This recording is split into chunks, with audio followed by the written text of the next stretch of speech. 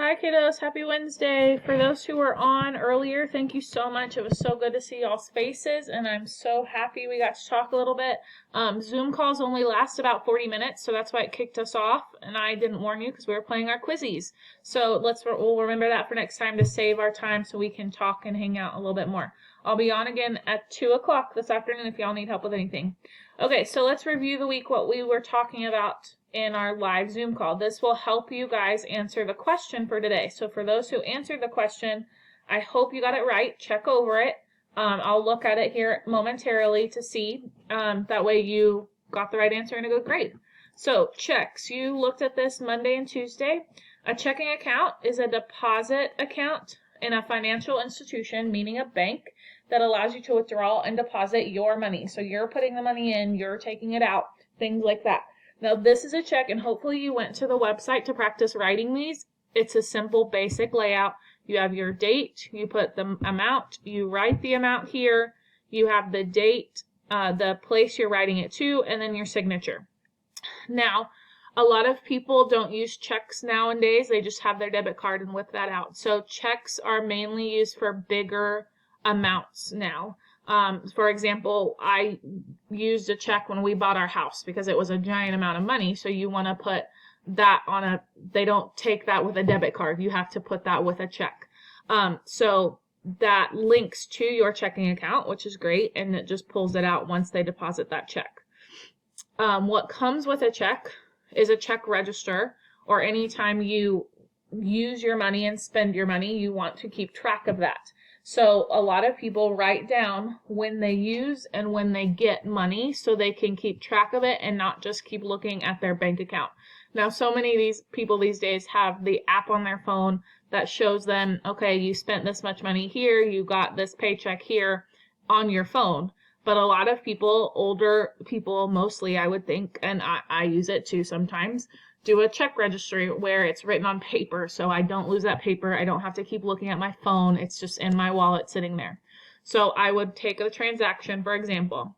Let's just say you paid me for doing something for you. So right here I would put what I did. So let's say I babysat. I babysat here and I would get money, so it would be a deposit because that money is coming to me. I would put how much that was for, let's just say $100. And then I could put here $100 because that's what's in my bank account right there.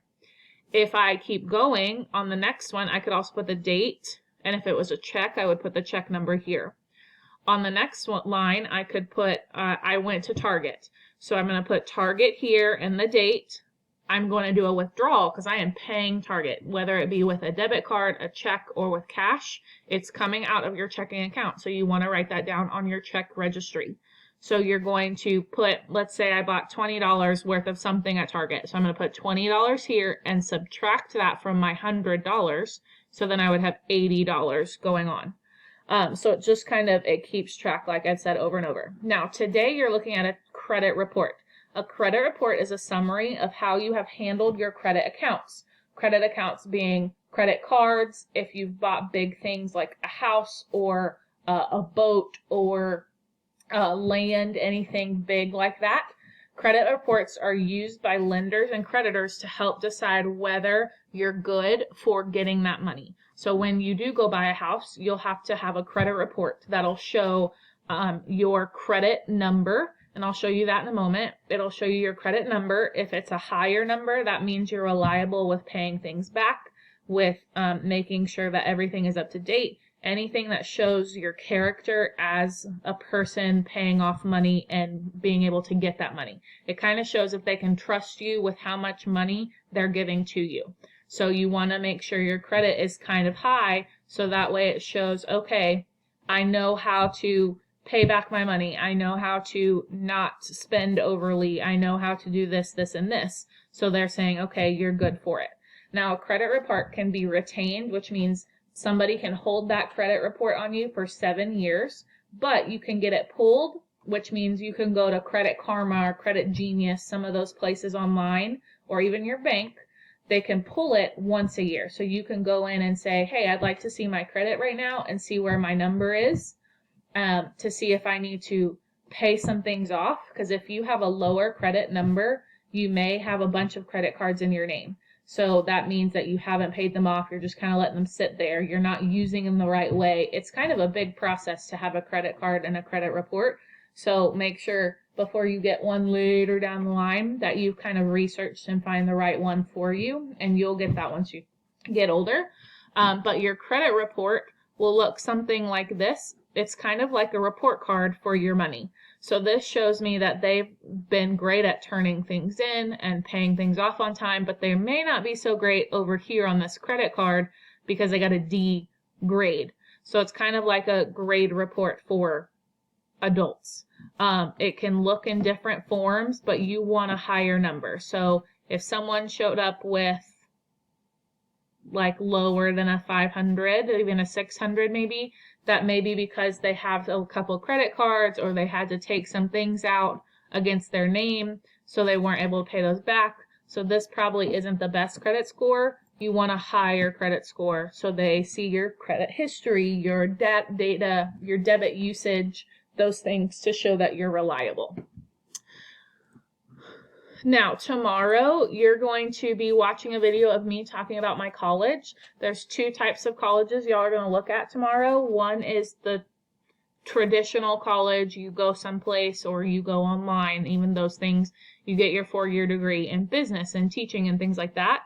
But then those can also transform into other things. So if you go into business, you can go into accounting, finance, something like that. If you go to teaching, you can be a teacher like me. You could be a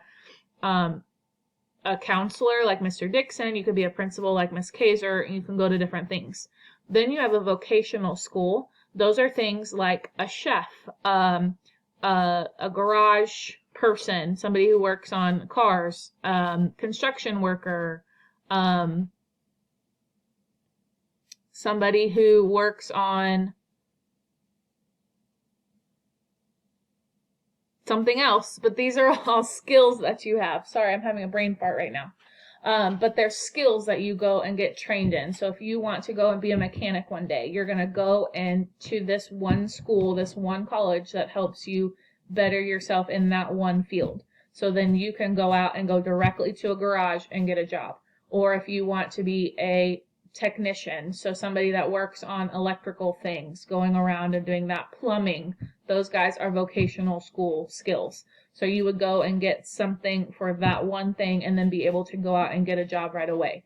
And those are geared towards those things. Whereas the 4-year college, you can kind of bounce around to see what you want to do and go from there.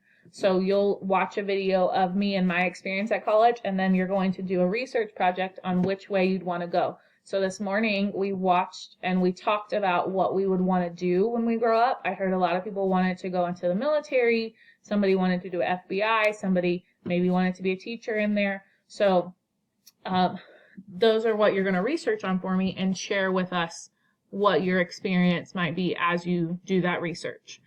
We also took a Quizzy, so those who missed it, that's okay. We're going to try to do another one later on in the week, so please join in. Let me know what questions you might have.